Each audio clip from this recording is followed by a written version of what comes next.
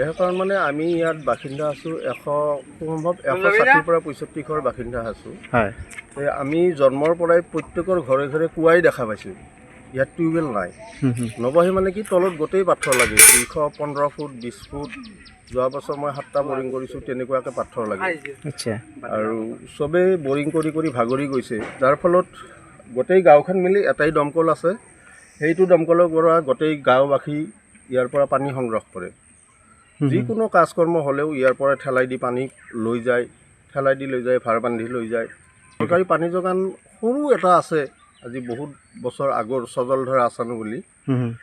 এতিয়া চৰকাৰীভাৱে আমি ৰাইজৰ তৰফৰ পৰা চৰকাৰক এটাই অনুৰোধ জনাওঁ, বিজেপি চৰকাৰ থাকোঁতে আমাক যদি এইখিনি সুবিধা কৰি দিয়ে, ডাঙৰ টেংকি এটা বনাই বৰিং কৰি, গাঁওবাসী নথৈ আনন্দিত হ'ব। কাৰণটো মানে আমাৰ ইয়াতে ছাৰ মানে কি হৈছে, আপোনাৰ সেই যিহেতু পাহাৰ এলেকা, ইয়াতে মানে সেই টিউবৱেল নবহে, আপোনাৰ দমকল সেইটো নবহে। বহুত মানুহ ইয়াতে মানে সেই ট্ৰাই কৰিছে, মানে কিছুমানে 450, 400, 500 ইমান ফুটলৈকে মানে খান্দিছে। তথাপিও তাৰ তলত মানে পাথৰ লাগে। আচ্ছা। তাৰ ফলত মানে ইয়াৰ মানুহখিনিয়ে মানে সেই দমকল পুতিব নোৱাৰে। আচ্ছা।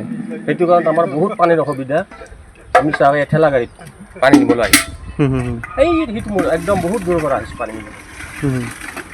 আৰু যিহেতু ৱাটাৰ চাপ্লাই পানী দিয়ে, কিন্তু তেওঁলোকৰো হয়তো কিবা প্ৰব্লেম হৈছে নেকি, মেচিনৰ সেনেকুৱা হ'ব পাৰে, পানী হয়তো অলপ অলপ ওলাই কিজানি। মানে তাৰ পৰা যিখিনি আমি পানী পাওঁ, এই পানীখিনি আমাৰ নচলে, মেকআপ নহয় মানে। আচ্ছা। হয়।